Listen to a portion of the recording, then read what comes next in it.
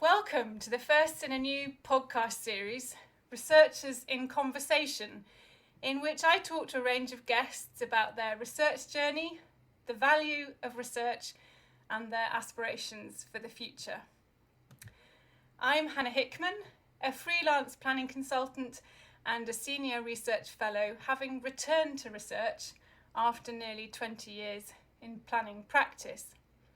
I'm delighted to welcome Michael Buser as my first guest. Michael joined UWE from the US, first as a PhD student and then from 2010 as a member of staff. Since when he has taken on and enthusiastically pursued a challenging range of research projects that have spanned the globe, from the US, South Hampshire in the UK, and more recently, Thailand and both Rajasthan and Kashmir in India. Michael, welcome to our first Researchers in Conversation podcast. I'm really looking forward to talking to you. Thank you. Thanks for inviting me. Thanks for that introduction. You're very welcome. I think, share a love of music, including classical music. So can you tell me what enticed you into a master's in urban planning after your undergrad in classical guitar? It must have been quite a shift. I got into the urban planning after a bit of a gap. So I finished undergraduate and was working as a musician, and that sort of didn't go so well. And I was really struggling and realized that there wasn't a tremendous future in music for me as a professional musician. So I spent a few years kind of sleeping on people's couches and traveling around, backpacking and visiting the world and sort of seeing things. And eventually, I actually realized that I was quite interested in places and what made places different, and what made me sort of enjoy some places more than others, and always reflecting back on my suburban sort of childhood, which was I grew up in a suburb of New York City on Long Island, and which was very car oriented and sprawly and that sort of thing. So I was kind of really impressed by European cities, and I also spent some time in Argentina and just sort of different kinds of places. And I realized actually at that point, after doing a bit of research, that there was urban planning. I didn't even know it existed. And there was a master's program in the city where I was living when I came back from Argentina, and I sat in on a couple of classes and I was like, yeah, this is it. This is something I could really get into. And so it took a few years of thought and introspection, I guess, and travel before I even realized that was sort of what I was into. So I do remember actually one of my guitar. It's actually a guitar maker who was fixing a guitar at one point. I told him I was getting into urban planning. He was really disappointed. He was like, "Oh my goodness." He's like, "This is the worst thing that's ever happened. If you're a classical guitar player, it gives you this meaning and this and oh yeah, you want to be part of the machine and planning." He probably didn't know what it was, but it sounds really awful and part of the system and the status quo. And so he was really disappointed. So I went away. I was like, okay. That's really interesting. I wondered if then you have found yourself pursuing meaning through your urban planning and research work since. And I like that idea of the sort of pursuit of meaning in work, and I wonder how much people actually do spend time reflecting on that. And also interesting that your route into planning was predicated from travel and international experience, and that may well have reflected in your subsequent journey. Yeah, I mean, it's possible that we could create a line that says this makes sense and sort of that, but it doesn't feel that way to me. It's not, it seems to be a lot more haphazard and sort of ad hoc along the way. Maybe we can dissect that a bit to see if there's something actually there, but it feels like a big accident sometimes. Well, that's interesting. So was it an accident then that you ended up pursuing a PhD in the UK, or was that, a very No, specific choice to move from the US? Can you tell us a little bit about yeah. that transition? So I was really into urban planning and had a few jobs in America after I finished my master's in the city of Albany, where I was living, which is upstate New York. And I worked for a county government. I worked for myself. I had my own small business for a little while. And then I worked for a private planning company. So I had a kind of actually in like 5 or 6 years or so, I had quite a diverse set of experiences of different work environments. And in all those situations, I was kind of felt like I really wanted to, rather than just do the work, I kind of wanted to think about what works and what doesn't work. And I was really interested in these people, some of these people who would like travel the country and give seminars and presentations about, they had a chance to think about things and write books and stuff. And I thought that'd be really, really interesting to be able to contribute in that way and to kind of step back from the work a bit and think about it. And then my job in upstate New York at the end was with this company, little company called BN Planning Associates, which was a fantastic small company. And we work all over New York State, working with communities that would basically pay us to help plan their towns and cities and so on. And but what was happening was I felt a frustration that we were like kind of dropping into these communities, do this work, and sometimes we had kind of longer relationships with these places. If they liked what we did, they would invite us back, and we would be kind of like their ongoing consulting planners. But it was like we never really had a chance to reflect on what was working and why it was working and why it wasn't working, and it felt like we were just rushing from place to place, job to job. And I wanted a chance to kind of step back and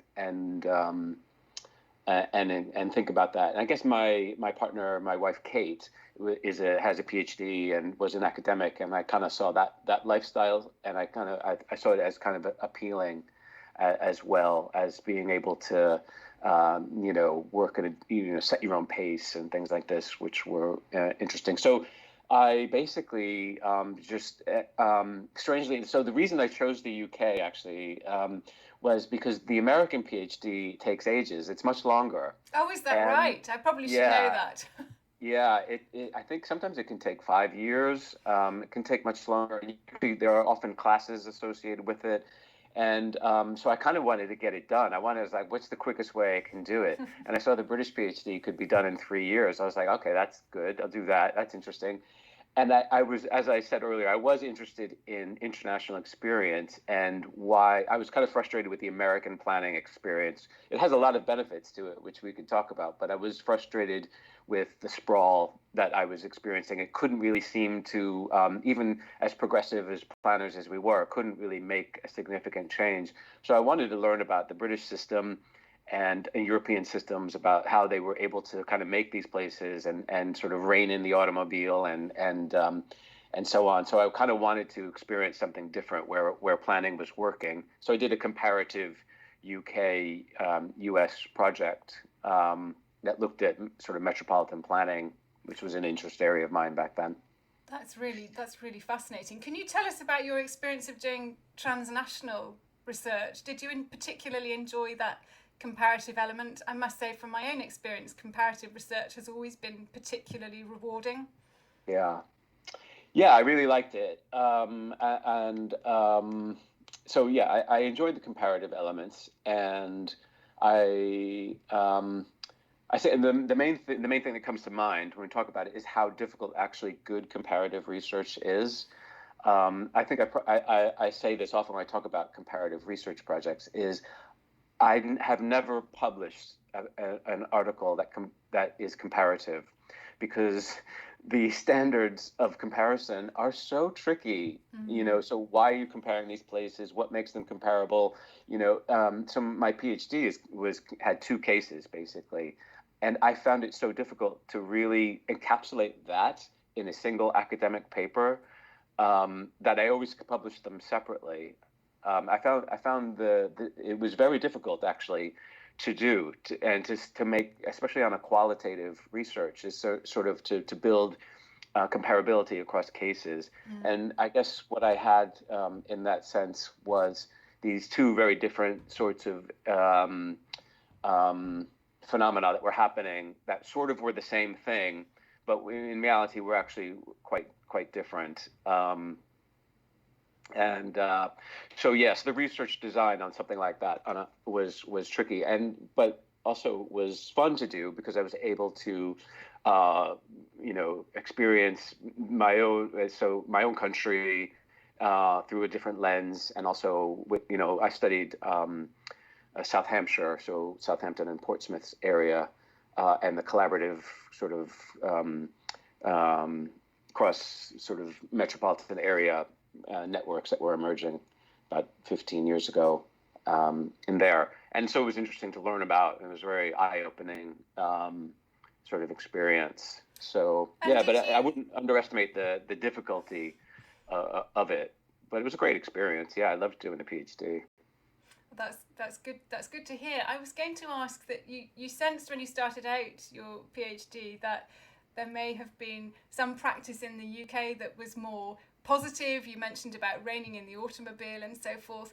Did you find that positivity within your PhD that compared against your practice experience in the US? Of course, your PhD was complex, and I'm not asking you to synthesize. Well, maybe I am asking you to synthesize it in a brief statement. But your initial ideas, were they a reality? Well, I guess they were reality. I have to say, there are obviously a number of structures that are in place in the English and British planning systems that mean that protect the countryside, that support high density areas, or higher density than many American cities, and limit the use of the car, promote walking. At a national level, there are policies in place that direct towards that. And so in South Hampshire, gosh, it's going back a long ways, but they've got green belts and various strategies that are support inward development, and that was part of the plan and so on. Whereas in the New York example that I was looking at, there were none of those structures, and that seemed to be a very, very uphill battle to maintain coherence across a metropolitan level. Now, that said, what's missing here in my sort of kind of an amateur evaluation is because it's nationally directed, there's often a limit of creativity and individuality in places, which you see in American cities. So there are American cities that do it much better and that are amazing, and that are able to innovate in sort of growth management strategies and planning strategies, participation strategies, zoning, and what have you, which just isn't possible here, it seems. So there's a kind of a trade-off in that sense. I also found that the inward development, I guess I've been a bit suspicious about all of the inward development and the class dynamic that plays out across British cities and the countryside, especially if you look at South Hampshire, you look at places like Winchester, and you look at these maps, and they're all like force all development down into the cities. And because we don't want these people living near us, is what it felt like. And people we lived near, and people I talked to, living in some of these more urban areas, you're surrounded by the countryside, the New Forest, but they rarely saw it. They didn't even know they were basically in seaside communities half the time, it seemed like. So I did really see a bit of a class dynamic that was clearly evident in the way the sort of the planning system reinforces that often. So there's kind of I suppose while I found that was really, if you fly over the United Kingdom and you fly in, you're like, oh my God, look at this place. It's so tidy, and everyone's like crammed into they protected all this countryside. But then there's actually a politics behind that, which is really interesting to look at. It says something about the system of planning, and I think it even says something about class relations. I couldn't agree more. And just having lectured some undergraduates and postgraduates on greenbelt policy alone, it's interesting how that policy endures to the extent that it does, and some of the inadvertent consequences that I don't think are always as openly talked about as they might be. And Michael, I'd love to have another conversation with you about those positive examples and experiences from US practice. But I'm going to go on and ask you about whether you were clear when you finished your PhD about wanting to stay in research and pursue a research career. I'm guessing that you're going to say yes, given your motivations for doing your PhD in the first place. But was that clear at the time? Yeah, I guess so. I wasn't thinking I was going to go back into private practice or work as a planner at that point. I think, to be honest, after I interviewed a bunch of planners and studied the system a bit, I wasn't really that enthused to be a planner here in the United Kingdom. It kind of reflects a bit on the question you don't want to ask there, but I wrote laws as a planner in America. I had so much power and ability. And of course, I was fighting an uphill battle against behaviors and people's, thoughts about whether they could get out of their car and so on. But we have the ability to be, especially in a place like New York, the ability to be creative and to accomplish things, and to bring in innovation was fantastic. And I just didn't see that here as an individual planner working for some company or local authority. It just didn't look like they had that ability. It may be, wrong. But that was my assessment. So it didn't really entice me to go back here. But I did want to stay. I wanted to stay in Bristol and build my life here and so on. So and I was very interested in building publications and research projects and stuff like that. So. Yeah. Which you've done with incredible success. So since then, you've led and been involved in some fascinating projects. And for listeners that don't know you, some of your earlier work relates more closely to urban planning and governance, the conversation we've just been having. But your more recent work has had a strong interdisciplinary element focused on the role of art and culture in thinking about climate and water management. And reflective of this journey is the wide range of journals that you've published in, very much to your credit. Can you tell us about this journey and some of the key moments that have perhaps resulted in a shift in some of your research activities?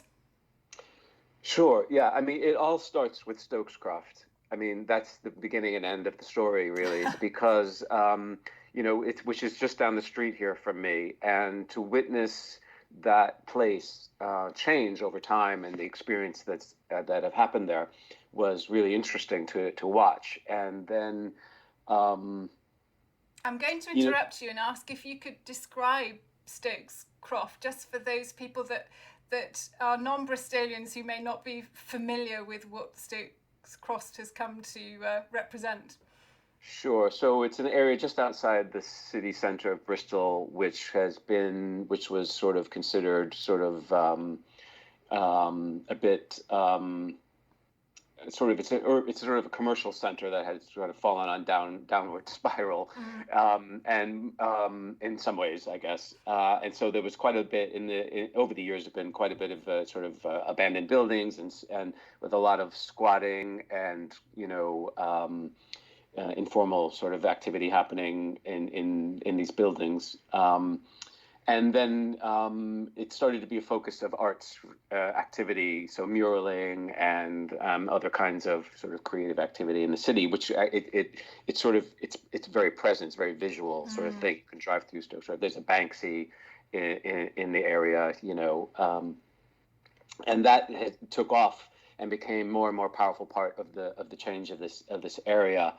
And then it was in the sort of national news for riots against Tesco, because there was a Tesco being proposed in the area, which was then resisted in, I thought, a very creative way. So the resistance to the Tesco was very much outside the formal planning system. It was very much, somebody was cemented to the building, and there were things like this, and lots of like sit-ins, and there was a tea party out front, and all sorts of very real creative forms of activism to try and resist the homogenization of the area. So I witnessed all that, and actually, again, my partner Kate, who's a geographer, suggested to a bunch of us, actually a few of us and from friends, he said, "Why don't we write a paper about Stokescroft?"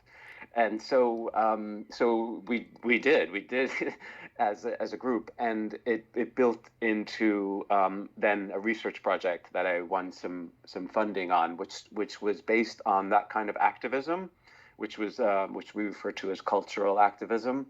So that place opened me up to a new set of practices around creativity and activism and social justice, which I found really, really interesting, which then opened me up to working with artists and other kinds of people. So almost from that moment on, almost everything I've done has been interdisciplinary, because I saw that those practices are effective and interesting and embedded in place, and that was kind of one of the things we looked at with Stokescroft was the way in which that activism, that creativity, was reinforced by the place itself. So that was kind of the spatial element to the analysis and to the kind of the conversation. So I was lucky enough to win a small grant through the AHRC that looked at cultural activism, and that's been my sort of stream then through the AHRC's, the Arts and Humanities Research Council. And once I was into that network, it opened up new opportunities to participate in other activities. And so I've been basically gone from, just a regular social science person with a planning background to an arts and humanities researcher that has, built on that experience. I think that's so interesting, and I'm reflecting upon my own question about your research now being very interdisciplinary, a word which you've gone on to use, and for me, planning is a very interdisciplinary activity, but I think sometimes it isn't always perceived in that way. And I wonder now whether you still feel an affinity to your planning roots. It's not a trick question. Really curious as to the answer, given that you have now just described yourself as a researcher in a different field, perhaps. Yeah, I have an affinity for my roots, and I can gladly talk about places and planners and planning and so on, but it doesn't really motivate me the way it did originally, which got me into it, which is obviously reflected in the kinds of things that I've gone on to do. If someone introduces me as a planner, I always look at them a bit strange, and many people actually, I've been in meetings and say, Mike, they introduce me, Michael is a this or a that, and I always like, that's interesting. That's so it's kind of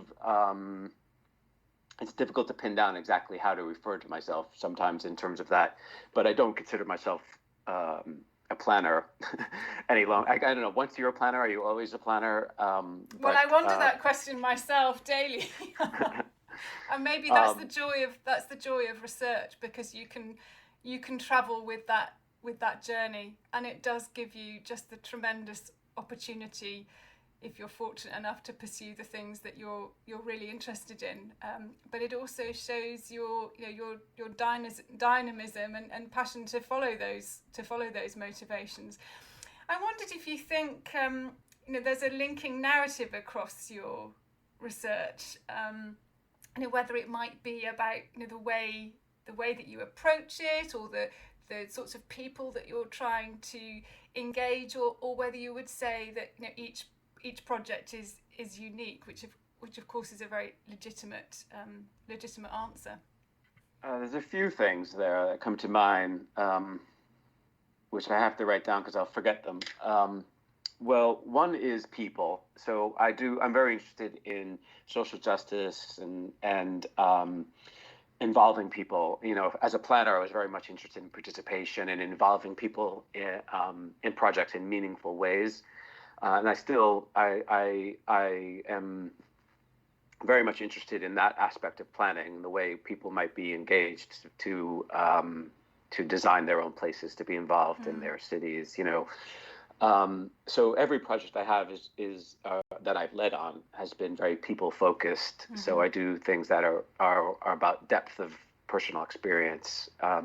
So that's probably very common across the work.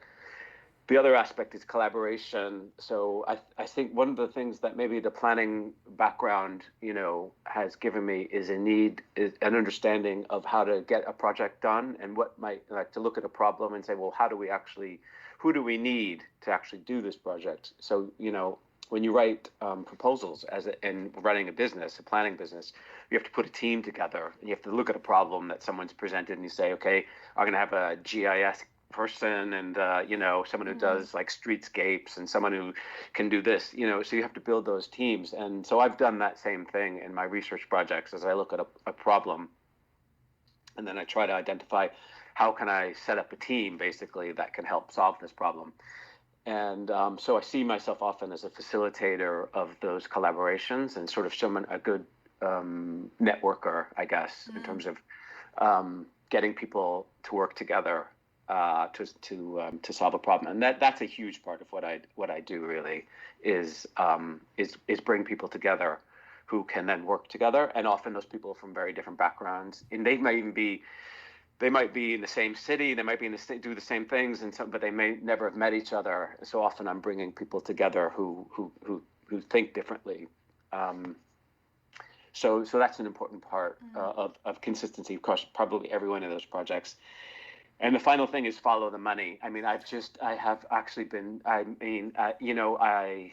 see a highlight. Almost everything I have been funded to do has been a response to a call, that's a highlight notice that's been out there.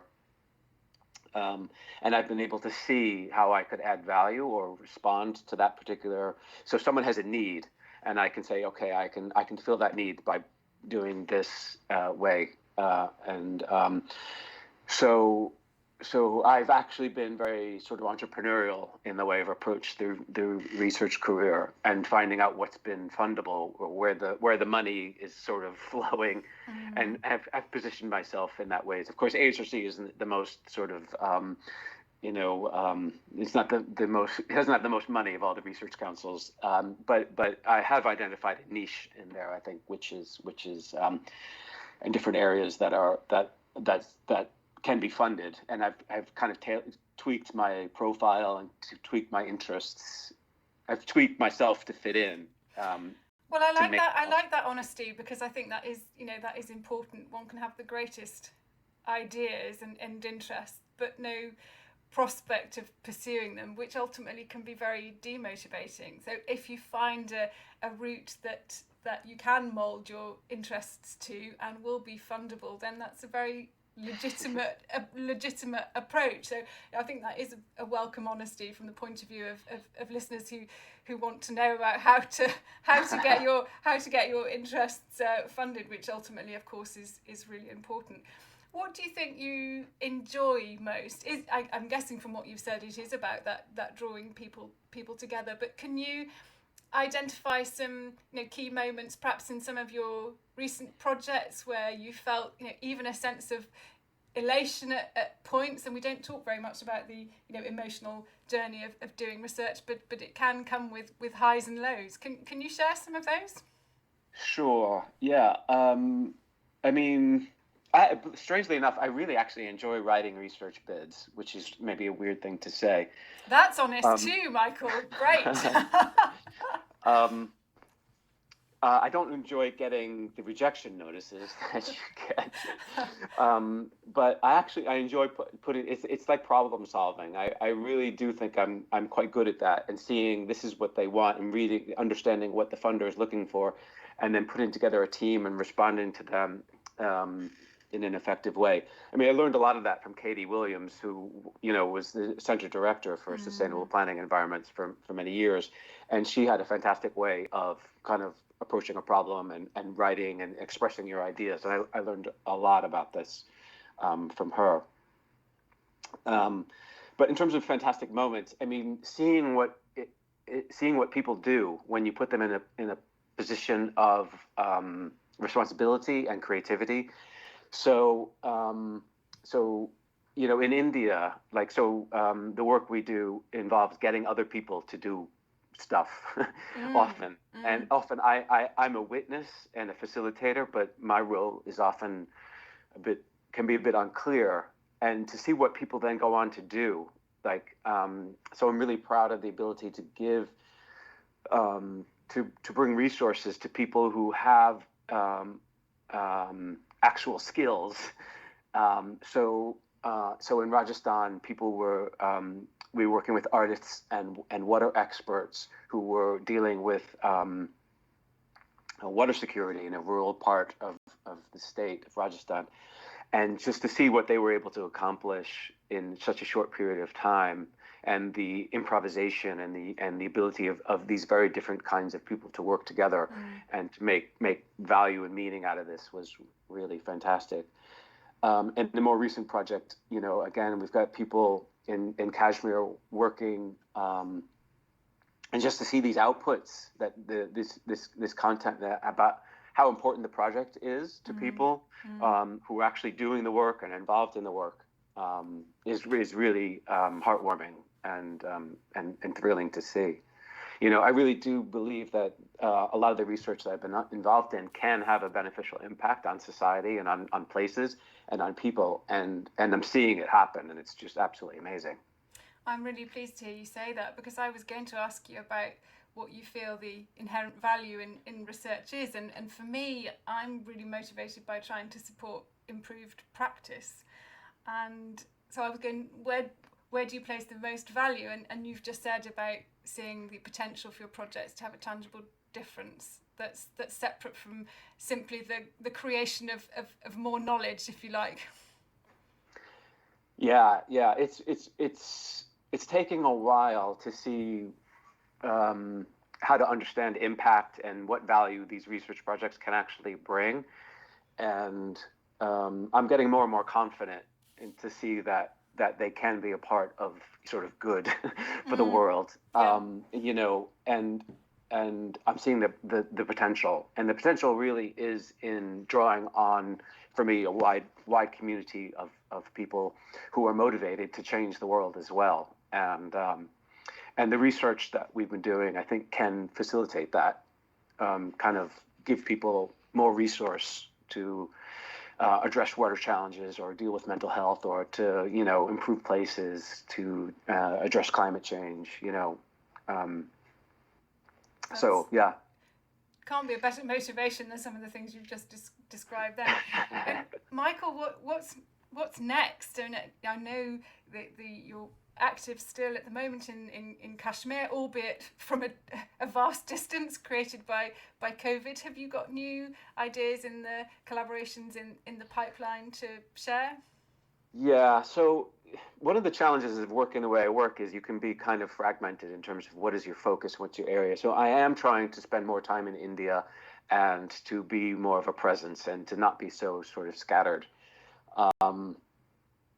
And I'm particularly interested in this area around Kashmir and some of these challenges that are associated with longstanding conflict and the experience of living in lockdowns and political challenges associated with that area. But what I also recognize is I want to bring in the elements of the environment more strongly, or keep that as present. So I'm developing a project. Actually, we're doing a little bit of work just with some basic tiny bits of money in Ladakh, which is considered, I guess, part of Kashmir, but it's its own sort of territory, which is in the Himalaya, and so the places we're working with are dealing with back to water security issues around climate change and melting glaciers and so on. So I'm working with people who study glaciers, and they go out and take like scientific measurements, and do this sort of stuff. An arts organization in the city in Leh, and artists. And so we're working together to try and we're doing some outreach now to communities that are suffering from water insecurity, and we're building sort of research projects that would help study some of the experiences of change going on in Ladakh, and look at some of the solutions that are being proposed and how we can understand that. And I'm particularly interested in understanding how we can look at climate change in this kind of area through the lens of culture. Mm-hmm. So how are social relations changing? How can art play a role in facilitating a better understanding of climate change and the adaptive practices associated with that? How are societies changing and so on? So yeah, I'm really excited about that one. Hopefully. Isn't it incredible that you can facilitate all of that from your home in North Bristol? And I didn't want this podcast to be about COVID, but I wondered what your experience over the last year has made you think about research, doing research at a distance. You've just described in a lot of detail, a place that's far away from us, but certainly relevant in terms of, our need to respond to climate change, adaptation, and so forth. But how does that feel? Well, I'm mixed about that, really. I really would love to be at these places and to spend a month in Ladakh and sort of really understand it and yes. so on. And that would be really enriching for me personally and so on. Mm. In terms of the research, though, it's almost irrelevant for yes. me to be there. Because of the way I work, I'm not going to go there and I'm not going to draw anything. I'm not going to produce some sculpture. That's not what I do. Someone else is going to do that work.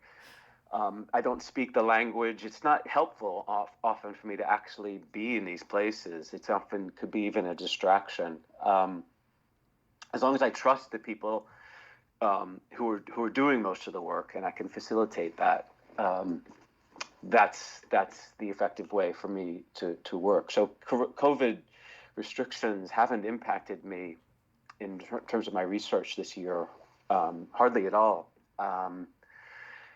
It saved a lot of money, actually. We have these, loads of money set aside for travel that all the co-Is, and we're going to fly over to India and kind of do whatever, and we've built a new website with that money rather than use it. So, and I think it was a good use of that, So I really do want to go to these places, and I want to spend more time there. And I think I do need to see them to be able to speak credibly about what's happening. Mm. But it's almost like as part of the research itself, it's less a focus for me to be there. And with the technology that we have now, it does enable for me to work collaboratively this way. In Kashmir and in places like Ladakh, it is a bit tricky because they do have internet cutoffs. They have less connectivity, and so on. So at times it is a challenge. But it has worked. I've been able to do a lot in the last year. I've run the Kashmir project successfully, and we've got amazing outputs and work that's happened. I have incredibly high level of documentation of all of the activities that are on our websites and data. And in Ladakh,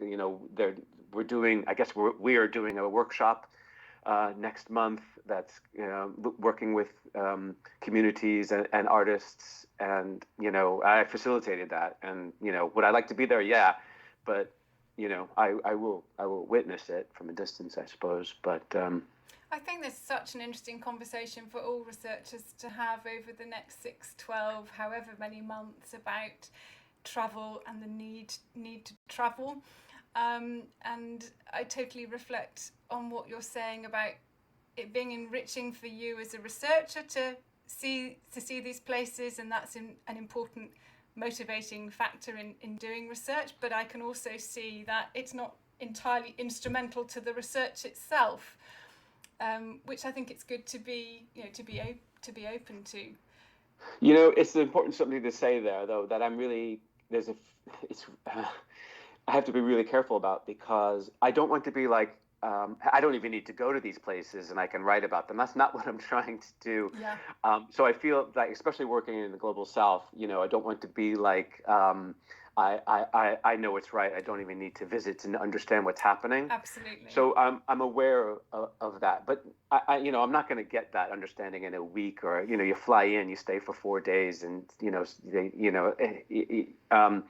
so it is about personal enrichment. Those things. Yes. What I have tried to do with the projects in India and elsewhere is to facilitate a system where the partners I'm working with are in positions of power. So where they're able to make decisions and able to do what they really want to do, in a way that I don't necessarily have to get in the way. Mm. So I try to create relationships with people who want to take on responsibility, and sort of give them the opportunity to design the research in a way that meets their capacities and interests and so on. Which is another reason why I'm so fragmented, is because if you actually open up research design to allow your partners to help design it, who knows where that's going to go.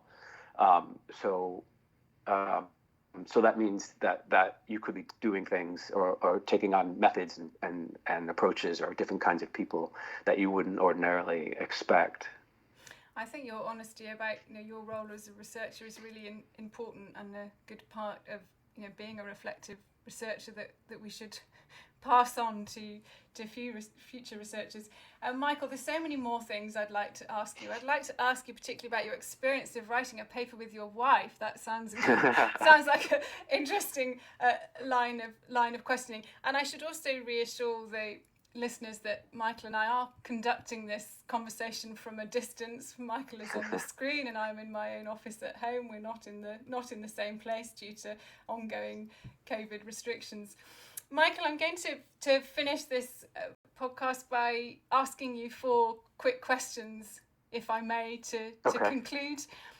The first is, what piece of advice about doing research would you like to pass on? Is there a nugget that you've been given over the years? So I think it just takes time. You have to be patient. Try not to let the failures destroy you. For all of the success that's on my CV, as you look at it, I'm like, wow, there's actually some work there. There's been so many rejections, and it's difficult. They can be difficult to take, and I've wanted to quit many times. So you have to kind of find some resilience and step away from it, and try not to take the rejections personally. So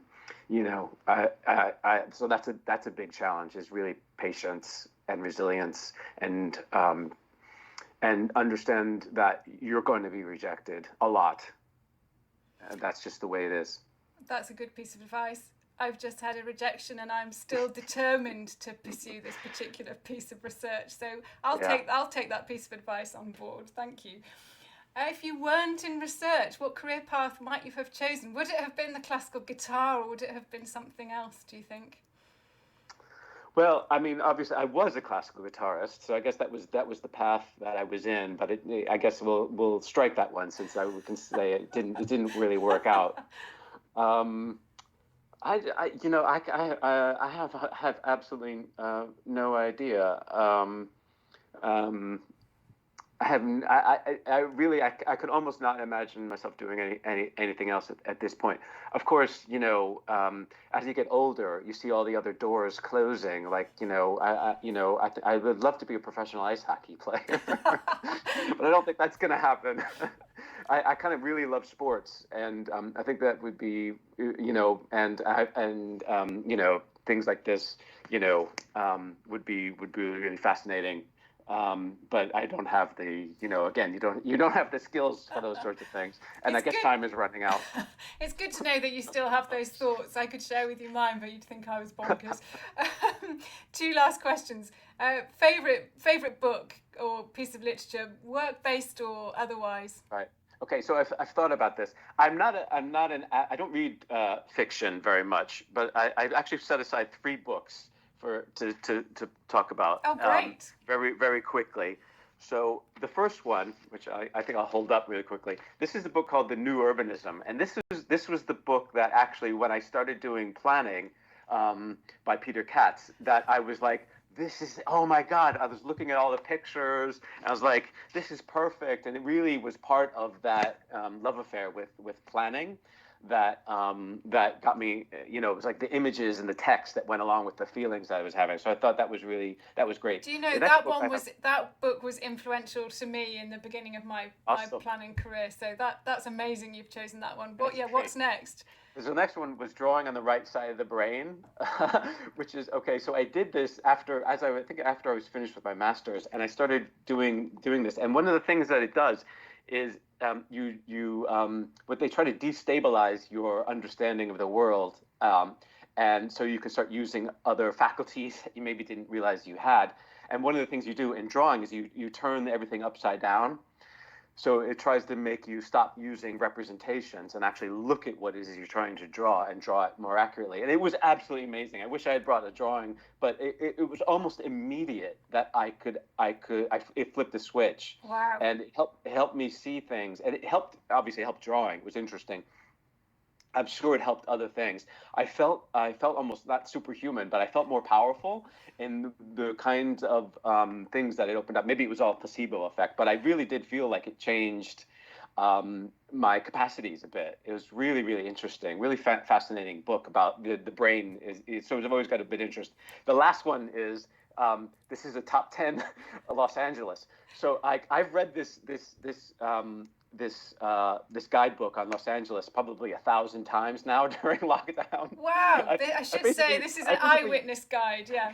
Yeah, I think I know every inch of Los Angeles right now. I've been there once, but like I could give a tour guide on Los Angeles now. So I'm really fascinated by places, obviously, and I'm just getting into the minutia of Los Angeles. And I'm like, yeah. So I guess maybe it's kind of hoping for travel to come back and to see places and so on. So those are the things that really motivate me. 3 great choices, and maybe that answers the last question, which is, where are you looking forward to visiting after lockdown? Is that going to be Los Angeles? Maybe. I think first I'm going to visit my dad, who lives in South Carolina. So that will be the first trip, is to visit family, which he's 79 now. So to be able to visit with him will be nice. So that'd be the first trip we're able to do. Of course, I'm hoping to go to India when things settle down a bit. And then, always Los Angeles. Yeah, sure. Michael, thank you so much for sharing your research journey with us. That's been absolutely fascinating conversation, and I wish you all the very best with your next steps, luck or otherwise. Thank you. Thanks for inviting me to talk.